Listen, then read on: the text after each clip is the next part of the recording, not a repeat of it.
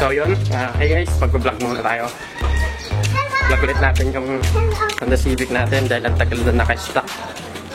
So ito siya guys. Vlog.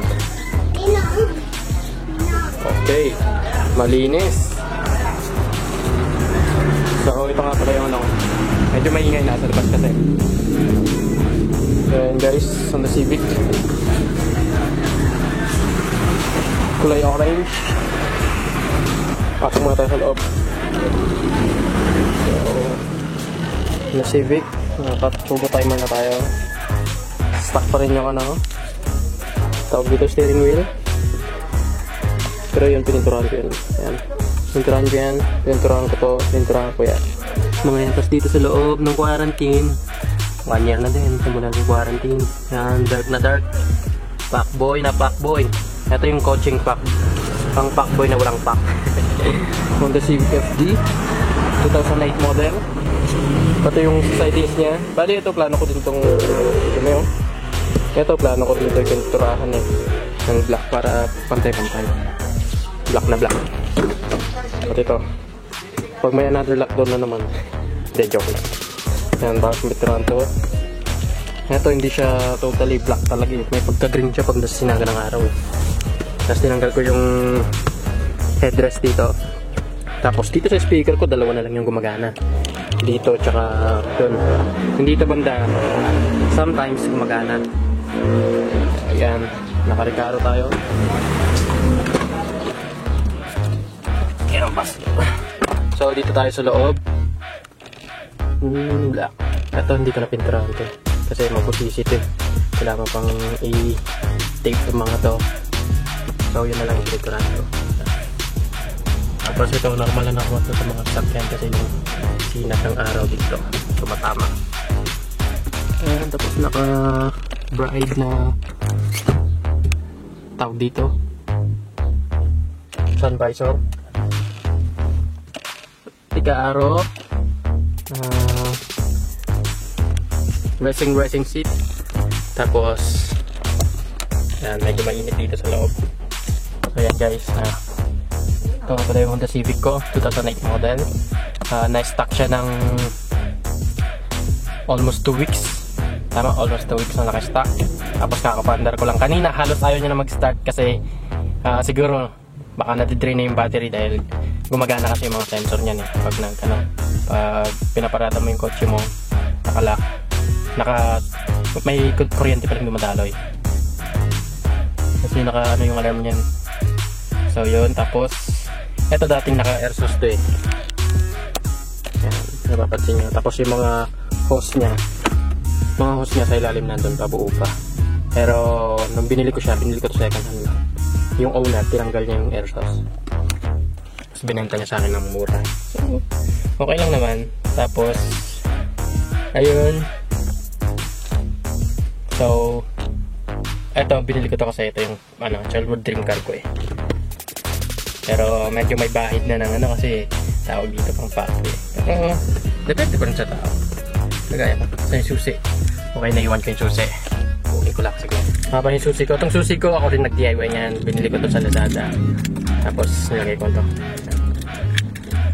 So kung gusto yung malaman ko paano paglagay nito, pa-check na lang ng iba kong videos. Or dito, link ko dito. So yan. So ito palang kotse ko. Syempre, Honda Civic. Honda, tingin ko sakit na ng mga Honda yung yung power steering na nagli-leak. May leak yung hose. Pero syempre, matanda na yung kotse. 12 years na. 13 years na to sa January. March na pala tayo ngayon. So, 13 years na siya ngayon. So, pag kotse 13 years na. So, yung mga hose niya hindi pa napalitan. Medyo na pandemic. Mas sinuna ko yung survive kaysa unahin to. Kasi plano ko ito dapat yung papalitan lahat ng hose. Overall gasket. Kasi napa-overall gasket ka naman na yan. Pero, yung overall na hose papalitan, hindi ko pa nagagawa. So, siguro baka ako na lang din. Pati pag-tune up, ako na lang din. Kasi medyo may knowledge yung tayo sa skin. Kasi nag-aaral din tayo. So, start na natin. So, ganito yung tunog niya pag nasa loob. Ganang kotse.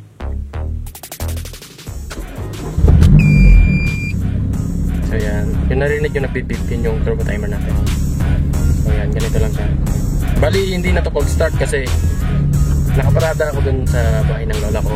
Ngayon, dinala ko siya dito para i-car wash dito sa bahay namin. Tapos after dito, uwi ako ng Santa Ana. Uwi ako sa bahay namin sa kung saan ako nakatira ngayon.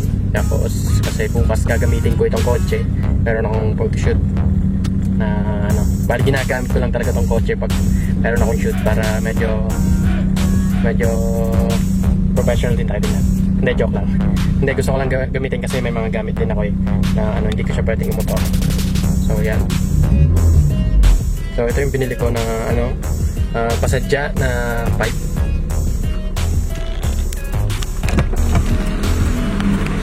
So buksan lang natin, pakinggan natin.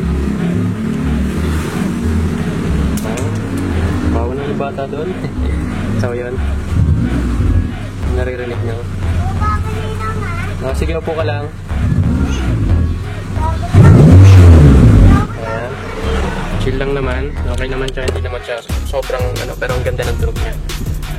Pakinggan natin siya dito.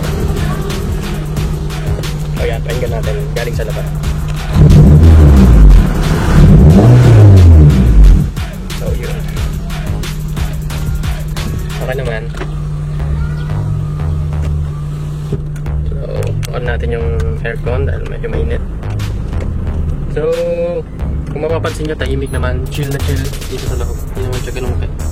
Pero yung dito banda, eto guys, eto kailangan ng eto kaya minsan magbabibrate siya. Kailangan ko nang palitan yung engine support nito. Siguro mga mas maganda 3 na palitan kasi syempre tumatanda ngayon sa sakyan. Tapos dito, siguro kailangan kong pa-diagnose yan kasi nireset ko na hindi tayo pa rin matanggal nitong na to. Simula nung overall ko na overall gasket, hindi pa rin matatanggal. Siguro may nanggal sila. So, okay pa naman yan. Magagas na lang. So yan guys, manual nga pala ito. Yan, manual Honda Civic. Yung mga may planong bumili ng Honda Civic, kung may pera naman para sa panggas kasi malakas sa gas. Joke lang. So kung may plano kayo bumili ng Honda Civic, ayan, ang maganda dito sa Honda Civic, maluwag yung loob. Tapos hindi ka bibitinin kung sakaling gusto mag-overtake or hindi ka mabibitin talaga sa power. Sa bilis naman, mabilis din talaga. Sa fuel consumption, para sa akin okay lang. Sa akin bilang gumagamit ng normal. Sa akin bilang gumagamit ng manual kasi manual, gusto ko manual kasi syempre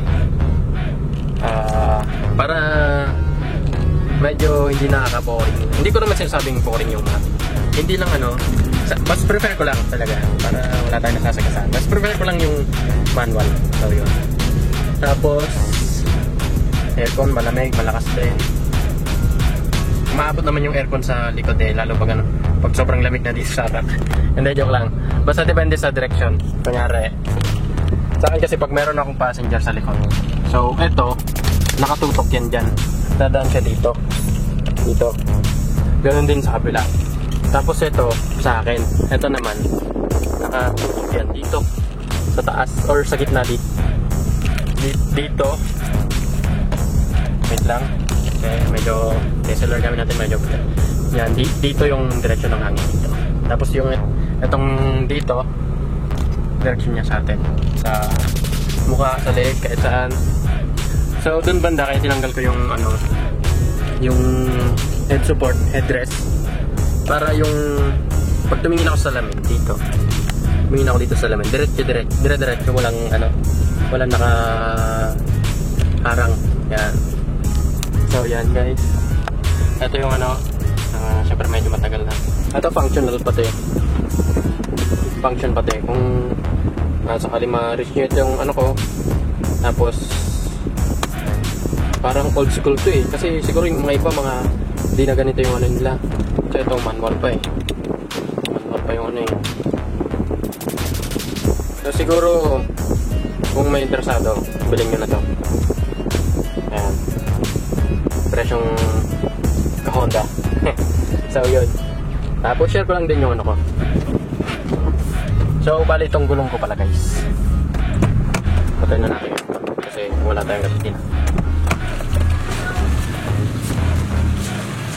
Itong gulong ko pala guys, naka 118 na ako, tapos malapad. So sabi nila sa akin, pag malapad daw gulong mo, matakaw ka sa gasolina. Pero yung ano naman, experience ko dito, kasi sabi nila matakaw ka sa gasolina, pero maganda yung handling mo, malakas, maganda yung kapit ng gulong kasi malapad.